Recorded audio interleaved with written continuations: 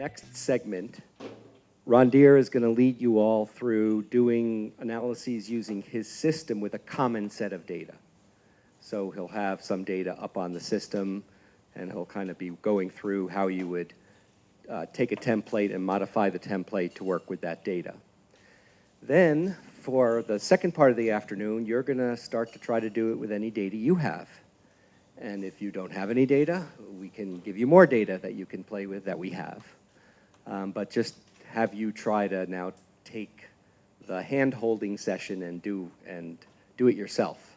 So we'll fish for you, or fish with you at the beginning, and then you'll try to fish for yourselves. So going back to the address here, tinyurl.com/datastream 2017C. Right, so we've got our values. I have to speak very carefully. And so nanoblue.net, datastream, so we're going to the course website and log in.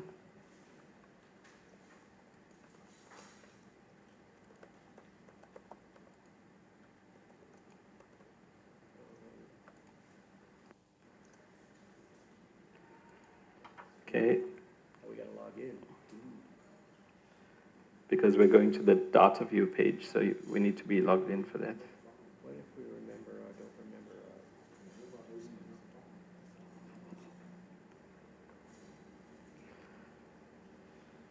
Okay, is everyone logged in and at the data view page? No. Okay. Why is it not accepting my login? Oh, you have a Okay, so now we're going to upload this table. So this is market share data. So we're the upload section? Yeah. So we go to upload, market share data, and then browse for the file. That's a label, that top one? Mm-hmm. The table name is our internal label? Yeah. Okay, and it can or can't have spaces? Can have spaces, yeah. If you really like your spaces. Okay. So you'll browse to the folder. What I do is I just go in, if I look for the application where I'm saving the data, and then I just save as, and then I get the path from there.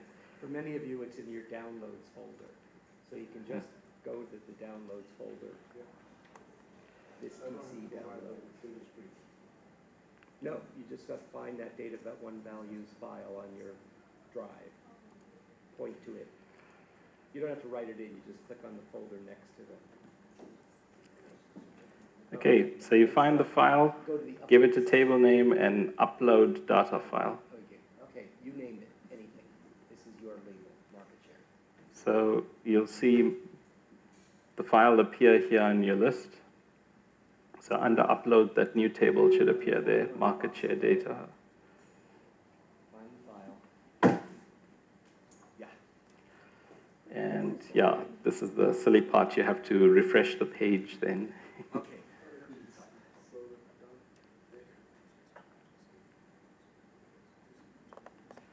So once you've uploaded, you refresh the page, log in, and then go to data view.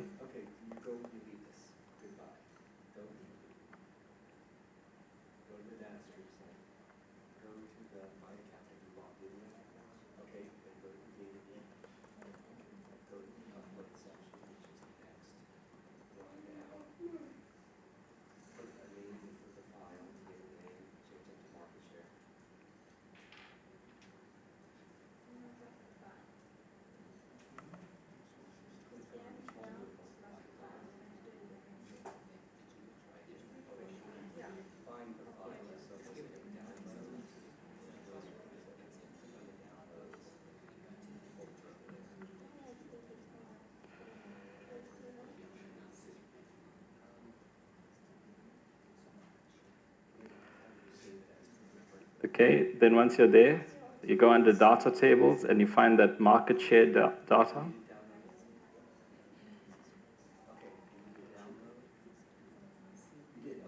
And then give it a table name. So like market data on database, whatever you like. And then you say create table.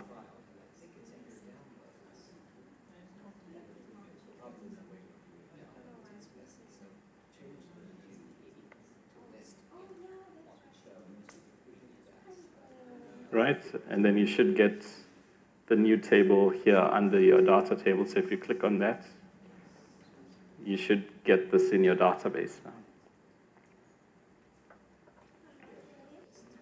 So the same steps that you followed, that we did on day 2, to get your Excel data into the database, just follow that.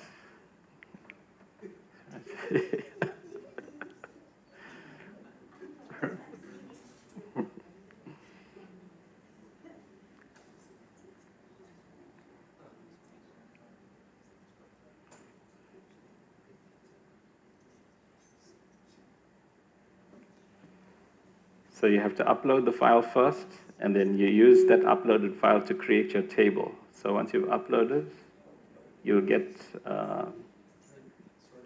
that file appearing, and then on the data tables, you choose that. So you'll have your old tables, the other tables you had already created. So you navigate to that new table, to the new file, and then you click Create Table. So don't remove any of the fields on this one. Right? Remember over here, you could remove these fields. Don't remove any of those fields, please.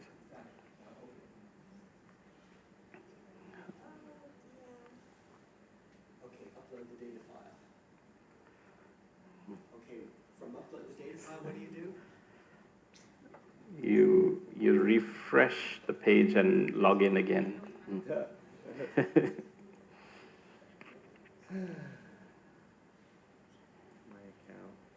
Version 2 will upload itself, and you won't even know. And it's So refresh the page and log in again.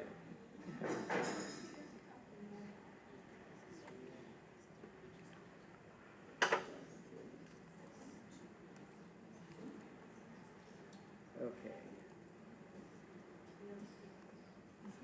Then where do we go? then you go back to that to the data view page, and you go to data tables. So you choose that new file that you've uploaded.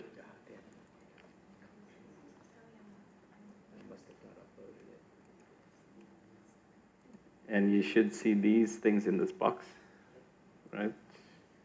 And then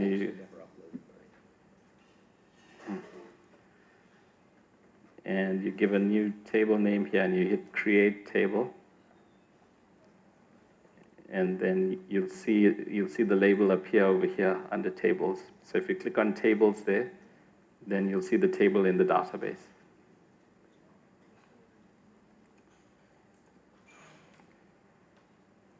And you might be wondering, why do I only have 10 rows? It's just because it's only showing you 10 entries. So if you want to see all the entries on one page, you can just click over here for Show, and you can choose more entries, or you can page through them.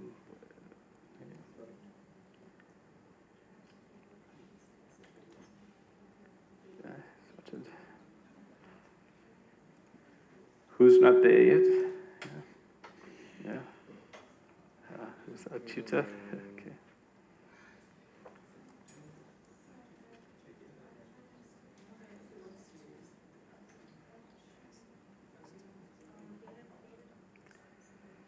But you guys are very experienced in this stuff, because I can see there are 89 user tables on this database now, right?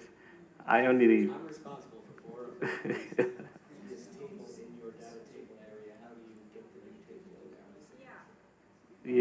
It should appear down here. So it may take a few seconds for it to write and come back. Double click on it, or just Click once and you'll get the table. Which step are you at? At uploading the file, or? We've uploaded the file, now we're back. We're trying to find the table. Oh, so if you want to upload, then you come here. So under data tables, you click this drop down, and then you look for that new file. Okay. So now you've got the data on the database, and let's go over to the code. So we want to pull from the database and then do operations on this data. Oh, I never followed where you got the code. Hmm? Where's the code? Code, we're going to modify the templates. Where are the templates? I never. It's on the website. So Course materials. if you haven't done this as yet, go to the website Yeah. and go to Oh, homepage. course material. No, the homepage. Sublime text. Download these And templates. go right to the bottom. So at the bottom of the home page, look under 6, where it says download these templates. So 01 is the set of templates that we used on day 1, and then 02 is the one we want. So 02. That's not working. Yeah, not found. Okay, I'll just email you that. One is working.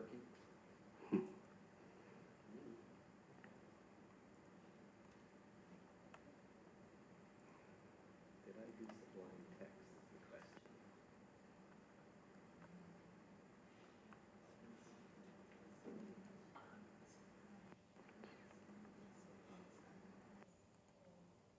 I might have done this, but I don't know for sure. How do we know if we Oh, I do have it, okay. I don't remember if I put in sublime text, but I did. Okay, just check your email. You should have an email from me with templates 2 as an attachment. So once you have it, unzip all those files into some folder, please.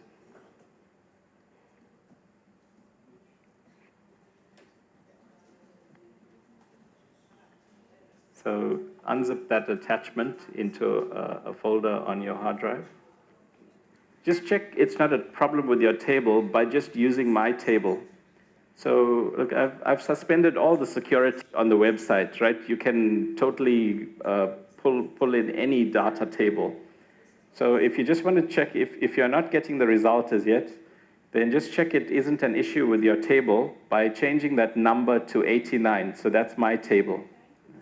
Okay, what I'll do is just email everyone with my file. Maybe this is just a little.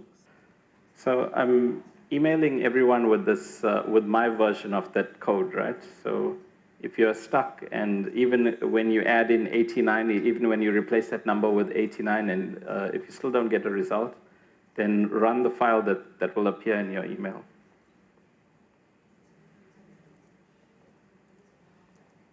So that points at 89, it's pointing, would it be able to see your version of the file?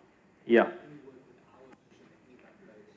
No, it can see, remember it's one database that we are all writing to, yeah. Could you send me the file? I think, okay.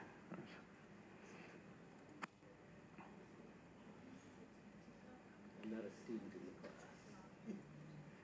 A ringer.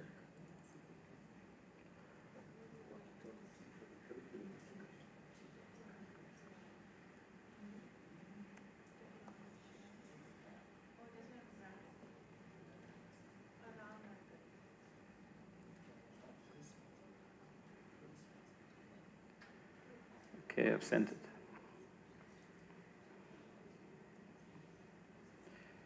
Okay, is everyone at the same point?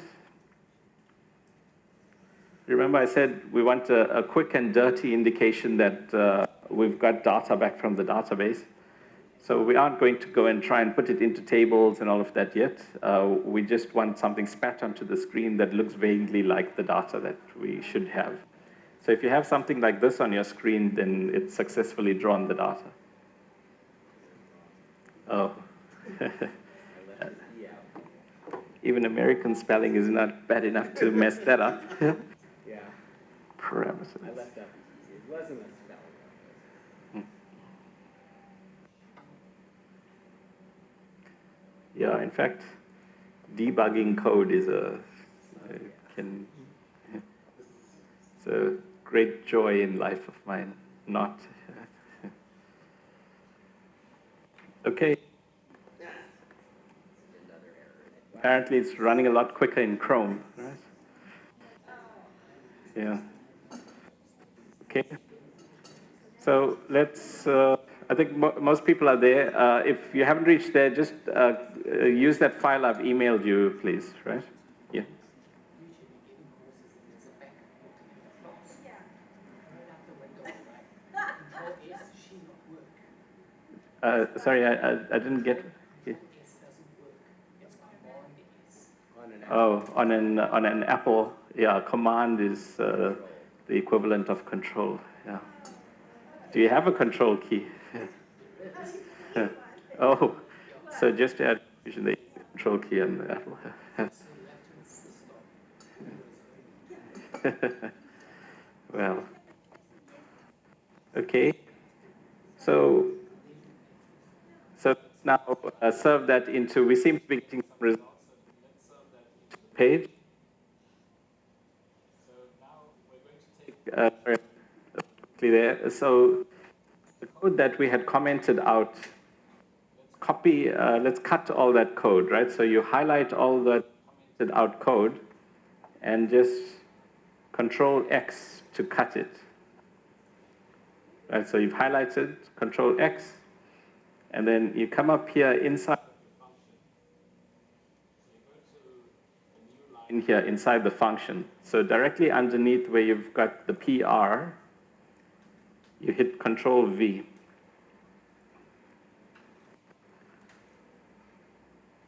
And then you highlight all that stuff again and hit Control / or Command / yeah.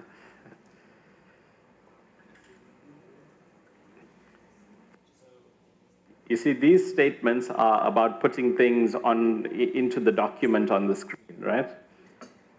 So it's creating that main container and main title and all the stuff. So what we want to do here is the tab set is fine. So here, instead of this plot, right, let's empty out what's in here. So you see this plot stuff, excuse me, this plot stuff, we want to highlight all this. So highlight from this open bracket, this single quote plot one, highlight all the way till this curly bracket, the closing parentheses.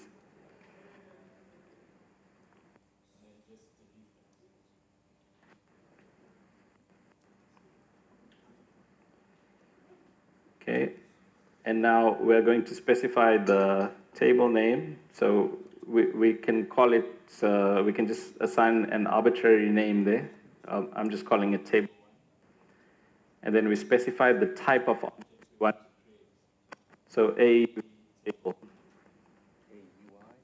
Yeah, auto user interface. See, it's very auto. You hardly had to do anything. Yeah, I know. So AU table, and then specify how this works. Yeah, SQL results, I think. Yeah, so curly brackets, SQL results. And again, camel casing, so SQL lowercase, uppercase R, and then lowercase ESULT. And so that's where we put the data in. And the data, of course, is in settings.prior result.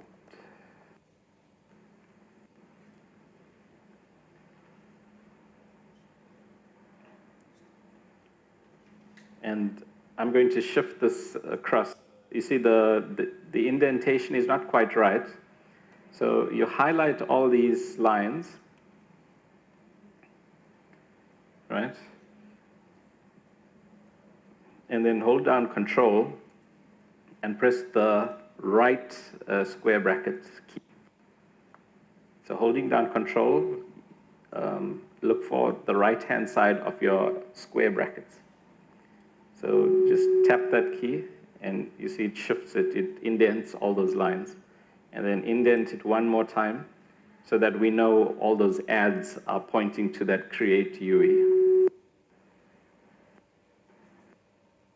Right, so we can see at a glance that this is one code block, and then the statement after that is a different code block.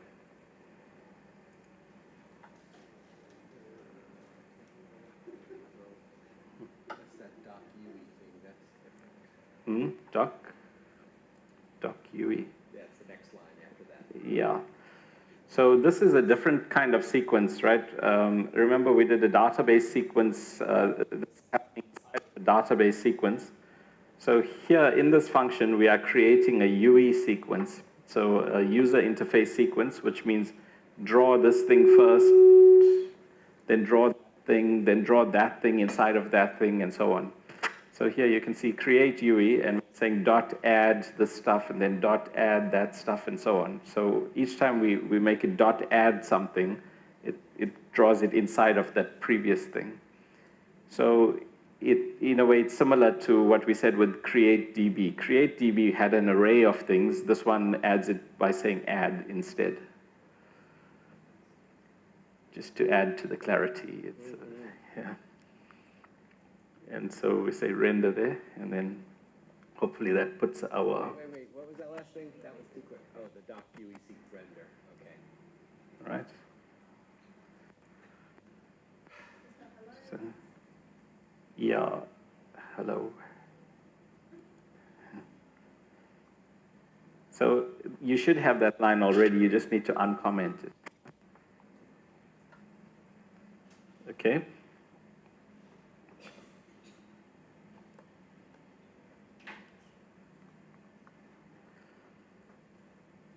So we still get our object. Yeah, I actually didn't mention I cut mine out. So anyway, you don't have to do it. Yeah, if you just hit space and you'll get your table of data, right? Okay. So you've stored data on the database, and now you've pulled it out of the database and served it into your page. So that's what we've done so far. Now, what we would rather do, we want to do some processing. Okay, let's not do processing yet. Let's just look at this data. Let's see what those functions, we put in those sine and cosine and those addition functions. Let's see what all this looks like. So let's plot those things. So we can create some plots. And of course, you are not expected to remember all the syntax for all these little steps. So that's why you have those templates. So you can just copy little blocks of code from your other templates. So let's look for the one with the graphs in it. In fact, let's just run one of those, because I forgot to show you some of the graphing here. So if you locate EX05-graphs, so that should be on day one when you had unpacked your templates. You had those EX01, EX02, and so on. So if you open up the graphs file,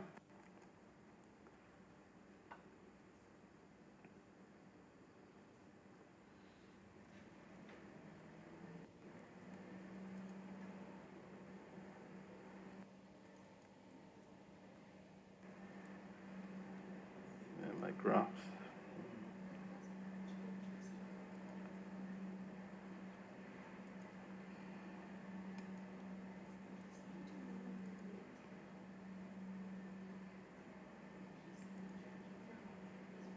We may have overcooked your memory, right? Just make sure your memory hasn't been consumed by everything.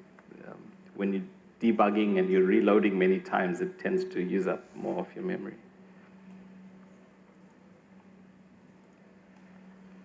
So I'm sorry, which one was it? EXO graphs? Yeah, EX05 graphs.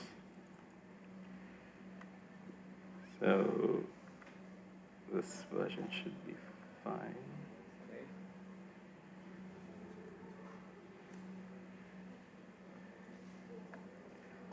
Okay, so if you have a look here, did your graphs render as yet? Yeah. So if you scroll down, you'll see you've also got the 3D version of this. Right, so you can do 3D surfaces with this plotting function. And you can see as you hover over these things, you can get the specific numbers on those surfaces. And then if you click and drag, you can rotate these surfaces in 3D. Right, so you can interact and visualize your data quite nicely with these sorts of things. Did you write that library? That's a library called Plotly, so I just downloaded that. That's the nice thing about JavaScript. You'll get, for anything you want to do, there will exist some library. So the other day when we looked at neural networks, that was another library. And most of the community is open source. So, and they use that MIT license, which means you can use it in your code, and let's say you develop something of commercial value, you can go ahead and there isn't a restriction on you. That's Creative Commons? Yeah. Okay. So we want to look into this file and steal the code and adapt it for our use. So if you look down to where the graphs are being plotted, so we want these 2D plots, right? So you can see here, add plot one, and then you see the type is AUE plotly. So if we just copy that code block, right? So once more, you're going to look inside your ex05-graphs.html, and then you scroll down, you'll see a block where we are setting up the user interface. So you can look for that hello interface. And if you scroll down there, you'll find something with AUE plotly in it. So you just need plot one. Yeah, so plot 2 is the 3D plot. Our data is not friendly to 3D at the moment. Yeah. Okay, so copy that code block into our file, which is, I've got too many open. Yeah, but I think I have multiple Sublime text browsers open also. Anyway, let's open it. What's running? This was graphs, this C. So it should be here. C. Okay. So perhaps we can just stick it in under the table so we can paste that code. So you've hit Control C, you've highlighted that code block, and now you want to hit Control V. So you move the semicolon down from the line before. But the semicolon signifies that you've reached the end of the line. Now, we don't want to reach the end of the line. We want to stick on to the end of the line, so that dot add sticks on to the end of the previous line. So we've dot added now this plotly object. And you can see that in that example, X and Y were different sets of things, right? So we need to create our X and Y, our list of X and Y values. So let's look at the time series for this. Let's look at all three market shares. So let's say here for var I equals 0. So we'll explain all this now. I equals 0. I less than settings dot prior result. So this is instead of the PR settings. So now I'm adding this code above this.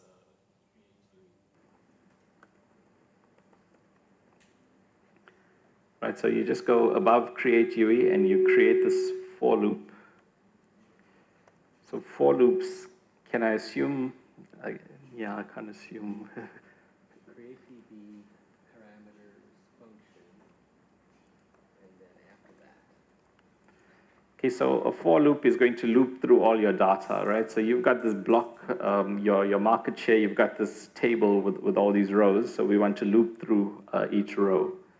So we do that with that statement. So to understand all the details there, just look up for loops, right? FOR, yeah. Oh, that's where we, okay, I get it. Sorry. The table. We have an extra command if we didn't take out the printed in the table. Oh, you've still got the PR. Right. Yeah. So this is instead of that, in fact. Okay. Whoops. So let's store our x and y values. So let's create a vector x. So we can say var x equals that, and then var y1 equals that, var y2 equals that, var y3 equals that. Right, so this is all the new code. So it's highlighted there. So this creates for us a variable x, which is an array. And this is creating another array y1, an array y2, array y3. And then we are running a for loop where I starts from 0 and it goes all the way to the end of prior result. And then value of I. So you can just look up for loops and how they work. For now, we'll just take this to mean that we are looking through each row of prior result.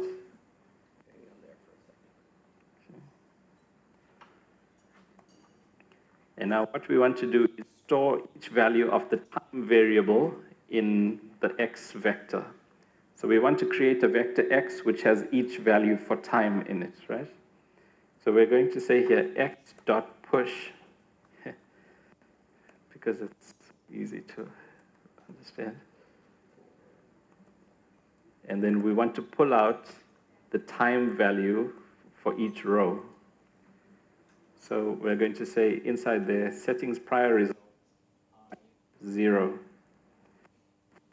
So what this means is that first argument, those brackets I, so that tells you look at the ith row. So you're running through each row. So look at the ith row, and then take the 0th element of that ith row. So you found the ith row, and then the 0th element is the first element, right? Just in computer code, it orders itself 0, 1, 2, 3. So 0 is the first element. So we remember that in our table, time was in the first column. So we are saying here, settings.prior result, square brackets I. So look at the ith row, and then pull out the first column in that row, and store that in. So push this value into X. So it's like you have a list X, and you're pushing values into it. Right? And then similarly, we want to push into all the other ones. We want to push the subsequent values. So you just highlight this, Control C, and then Control V, Control V, Control V. We've repeated these statements here, and then we'll make this Y1, Y2, and Y3. And we are pushing in 1, 2, and 3. So we know the first market share is in that second column, which is column 1. So the first market share is in the second column, which is column 1, right? And then the second market share is in column 3, which has index 2. So that's all there.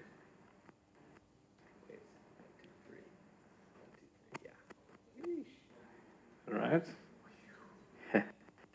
And so let's now plot that. So let's put in here. For x, we are going to specify 3 curves now. So it's the same style that we've seen before. We've got an array. You can see in this plot statement, there's a data, there's a data attribute, and you can see data colon square brackets. So that tells you that data is an array, right? And you can see that array has the specifications for 2 curves currently. So we want 3 curves. We want to plot each market share as a time function. So this x here, we are going to replace with an x. This looks a bit strange because you are saying x equals x, but the x on the left-hand side is different to what's on the right-hand side. This x is the name of the attribute. So remember we said objects have attributes. So the x on the left is the attribute name, and then the x on the right is this value we've created up here. Remember, we pushed all these numbers into the x array. So x here is a list of numbers. So we are going to push this list of numbers into this attribute. And then for y over here, we want to set that to be y1. Right? And mode here, we can use lines or markers. Let's make all these lines. Right, so that's the first one. And then let's use that. Most of that is the same for the other 2 curves that we want. So You do want name equal data? let's call that market share 1. Thanks. Market share 1. So we've labeled that curve. So let's cut out this other curve that was there. We're not doing model fitting yet. Well, not yet. I won't let you go today. So let's paste that. So highlighted that. We'll paste it here. And then let's paste it one more time because there are 3 curves that we want to plot. So our y values here. So we want to use y2 and y3 for these curves. And then we'll just update this 2 and market share 3. Right, so that seems to be the right setup for our plot. Right, so save it, Control S, Alt Tab, Control F5. Don't touch that mouse. Yeah.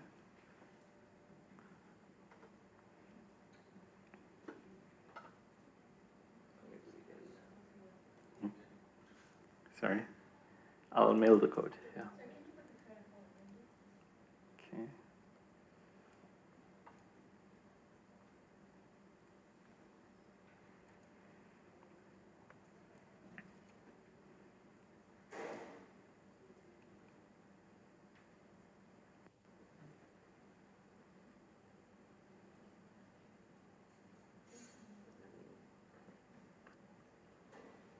Oop, nothing.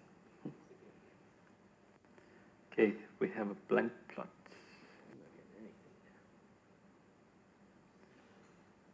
Let's just check here.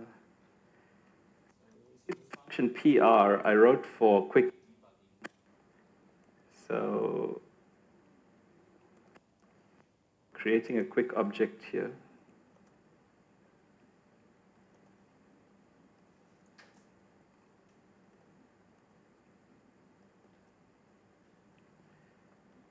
So this will just, remember PR is our quick and dirty function to just spit results to the screen.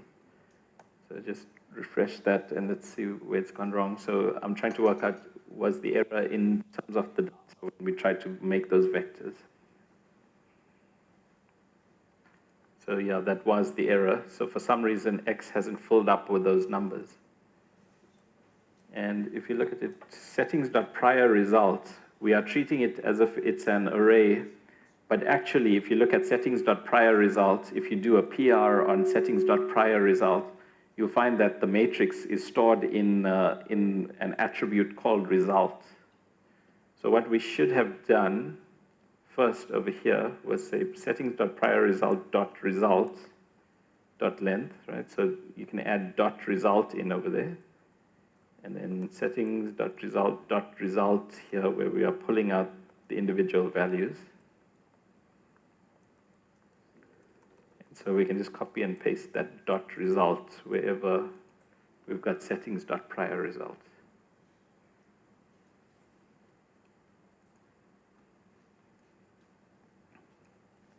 So that should work. Yeah, I noticed your workflow will change over time. So as you become more confident in coding, you'll want to check every step. So as you make a little correction, you'll save it and you'll rerun the whole thing. But as you gain confidence in finding errors, you'll solve lots of errors, save it, and run the whole thing. So here, normally I would have gone and done a PR on settings.prior result to make sure result is spelled that way and not results or something. It changes over time. So here, hopefully now that just runs.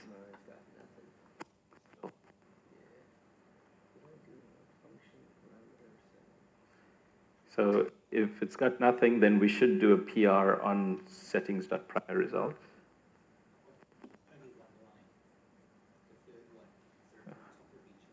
Oh, no, we've got 3 lines here. Here they are. So the blue line, you can't see much of. I don't know why, because our values weren't. If we check. Is that just the, that's just the series 1, 2, 3, 4, 5, 6, 7, 8, 9, 10? Yeah. No, it's right. I mean, this one. Let's just check. No, it's not right. Oh, I see. The index is here. So that's there's an additional column. So when the data gets stored in the database, there's also this index column. So that's another error.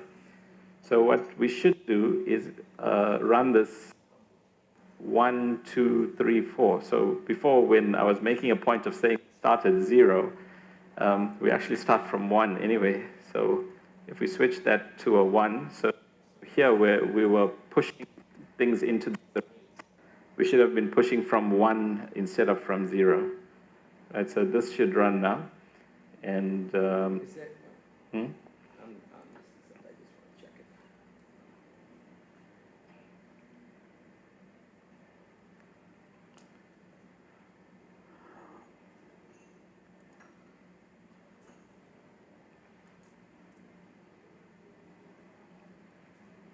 Okay, that looks more reasonable, right?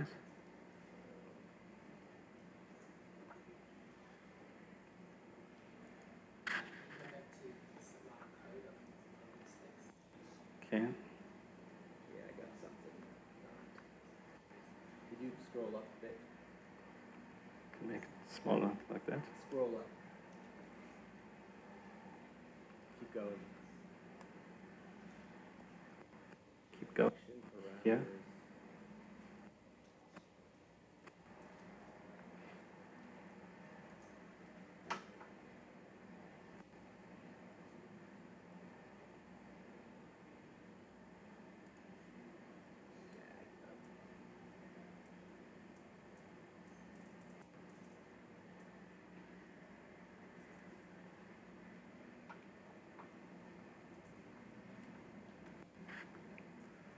So I'll email you all this code, right?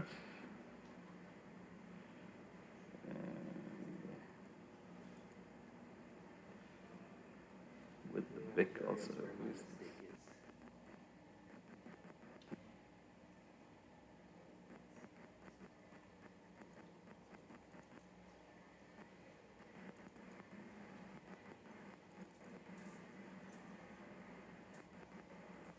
Where did my email go now?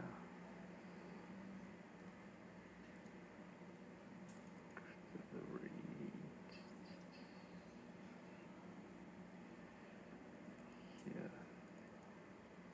Yeah.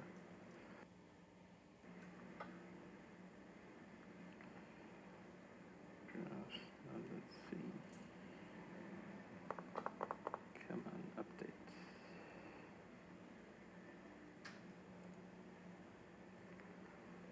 Nonland C is in there. Yep. So I can attach that. Nonland C.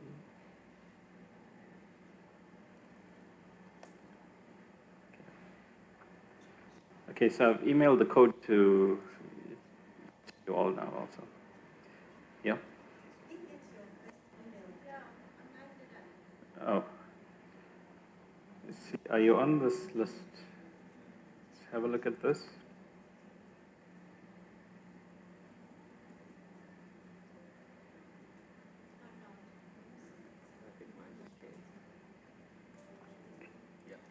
Yeah, I added you.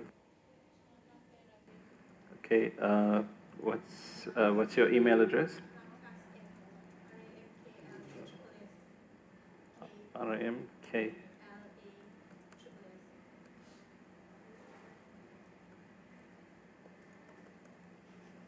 Okay.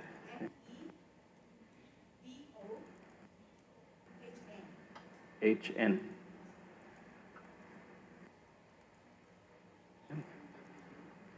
MW.